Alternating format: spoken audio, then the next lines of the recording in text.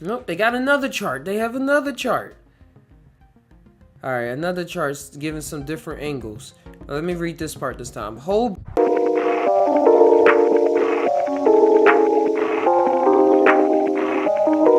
warning. To know full information on what the amygdala is in your brain, check out the full Sci-Tie podcast number 23. But it is the emotional controlling center in your brain, controls how you respond to fear and happiness. So let's tell how psychedelics is affecting this part of you. Talking about psychedelic therapy is a re-emerging paradigm in psychiatrics. 2000, and that's the source right there. Unlike other psychopharmacological treatment models that seek to medicate patients on a chronic basis, the psychedelic model seeks to treat core psychological issues via a small number of profound and potentially transformative psychological experiences. Our recent label study of psilocybin with psychological support for treatment-resistant depression, TRD treatment, yielded promising results, with patients showing some reduction in depressive symptoms at 1 week and a half, criteria for remission at 3 weeks. Furthermore, other clinic studies with psilocybins have found reduction in anxiety and depressive symptoms after psilocybin with psychiatric support. I rest my case. I can't rest my case. Then there won't be any more podcasts. The case goes on. Let's really dive deep so we can really learn and know what we're talking about when we're trying to display this to the world. Okay, all right, let's finish this one. I have another article talking about how does psilocybin do the opposite of antidepressants? Does the opposite of antidepressants, and that's a good thing. That's what they say. The amygdala is a complex subcortical structure that is sensitive to emotional stimuli. Functional MRI studies of untreated clinically depressed patients have found amygdala's hypersensitivity to negative emotional stimuli, and treatment with SSRIs have been found to attenuate this. I don't know what that means. Both with chronic SRI use as well as early in treatment prior to the appearance of clinical improvements. All right. Let's get to the juice. We therefore predicted that amygdala response to emotional phases will be altered post-treatment, and that this might relate to changes in depression severely. We were particularly interested in the fearful versus neutral phases contrast due to previous findings of reduced amygdala responses to negative emotional stimuli. We also predicted that the nature of the acute psychological experience under psilocybin would relate to post-treatment changes in the amygdala responses. All these links is going to be in the description below. If y'all ever had anything y'all want me to read, send it. Alright, they talking about the design, how they put the study together, how the patients attended a preparatory session with therapists so they can get a lot out. You want to be able to get a lot out before you go in there, because you already want to let a lot out. And when you know you're about to dive deep into something like this, you start saying, I'm gonna let this out now.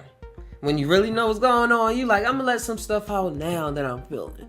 Terrence McKenna and I agree. I do the same thing before going into these journeys. Since I sit and I let all the thoughts that I've probably been trying to not think about, I just let them run through right there before anything kicks in.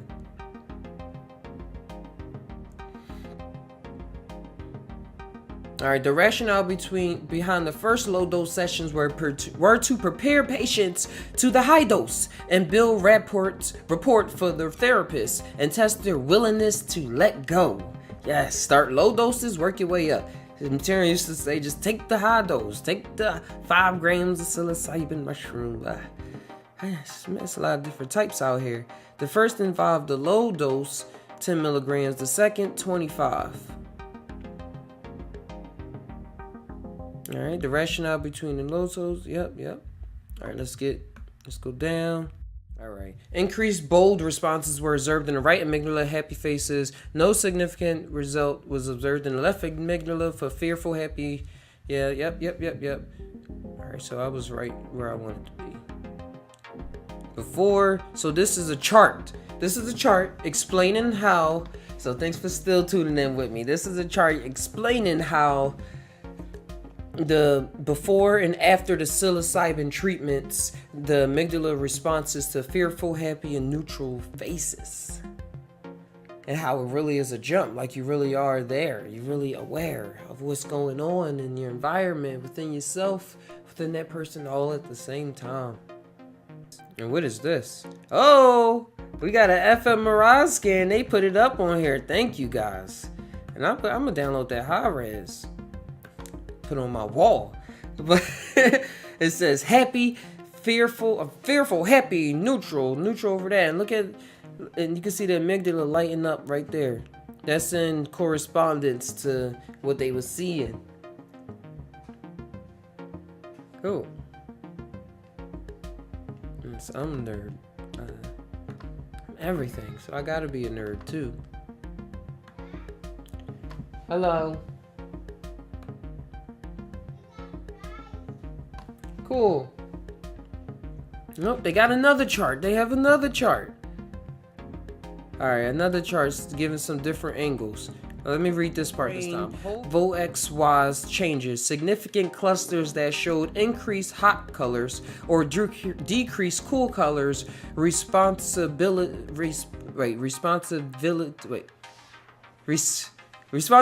after this therapy. Sorry, that word is so grayed out. I can't read it. It's another cool chart. Right here, it's all like going in. I wish the mouse came up. I gotta figure out how to do that so I can see where the mouse is, where I'm pointing to. I just observe, just ta. We hypothesized that the increased amygdala responses was related to changes in state depression measured via in-scanner ratings of depressed mood and changes in trait depression measured via BDI sources at baseline and 1 week after therapy. Other exploratory relationships are shown in table 1. State, alright, inner scanner range. State, I just want to see what this is. State depression 0 through 20 was rated by patients directly after their 8-minute faces scan. 1 day after psilocybin showed a clinically meaningful response and treatment response was significantly related to increased amygdala response to fearful greater than neutral faces with greater activations relating to better outcomes with greater activations of the amygdala. So I thought it was going to tie together. I thought it was going to tie together at first with removing the amygdala and fear, but I don't know, in some way it probably does. But you see, with increased amygdala response, like the more you actually using your brain, the more it's pumped up, the more like you saw the fMRI scans, the more your neurons and everything are connecting with each other. Neurogenesis we get into is you're actually creating new brain cells. Like this is grow your amygdala stronger. You're able to be more emotional and be able to be into everything, so be able to deal with it when it's there and be able to extrapolate your feeling, be extravagant with your feelings on a daily basis, like creating art or whatever kind of project you into, like being able to put your spirit there and put your all into it. That's what I want. That's what I've been wanting. And that's what I'm doing. But the activation of this amygdala by the psilocybin perpetuates this, throws it into an actuality, so that you're not just talking your way out of things, but you're actually changing things. You're like the talking works. The words create reality. That's why you gotta be careful how you use the word fear and how you let fear be placed in your life. It's a 4-letter spell. But other than that, you can't talk your way out of everything. You can't convince yourself you're out of everything. Eventually, I don't know when you really like lying to yourself, like when you feel as though you're lying to yourself.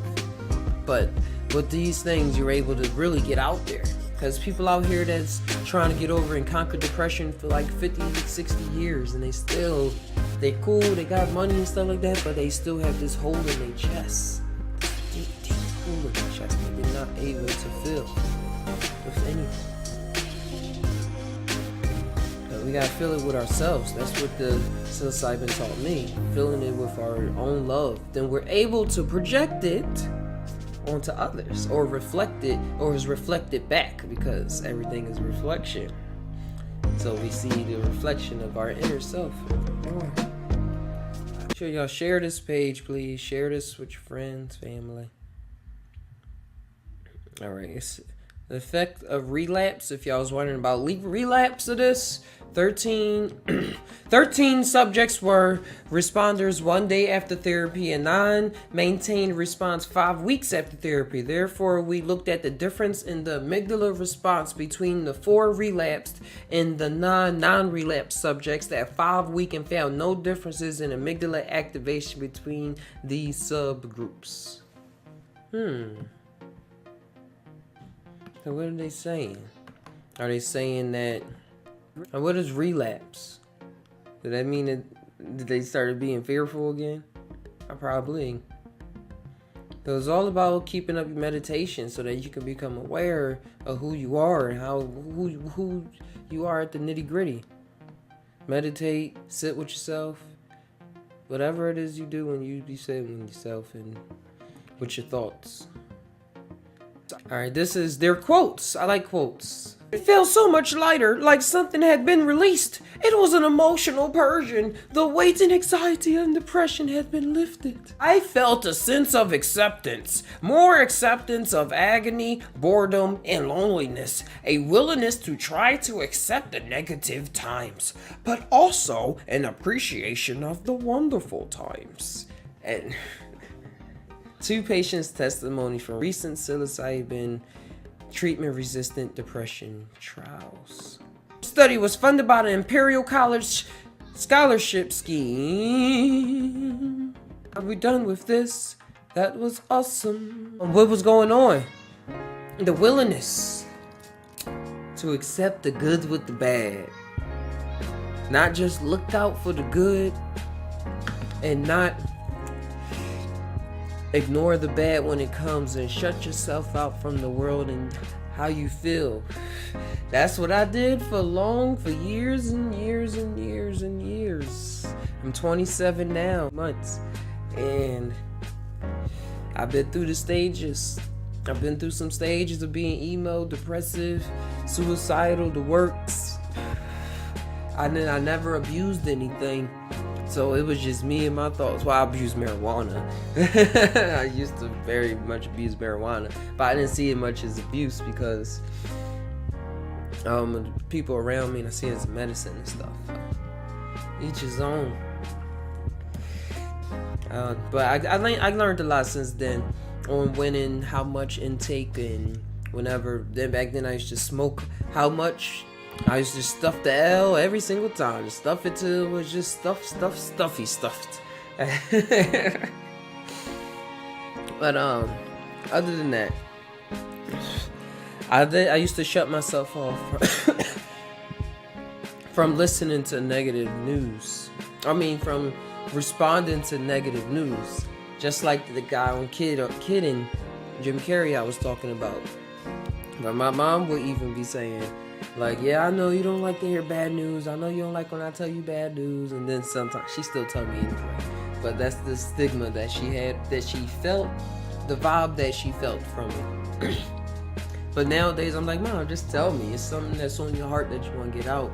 It's okay if it pops up and it's something like, I guess I was always running away from what's my...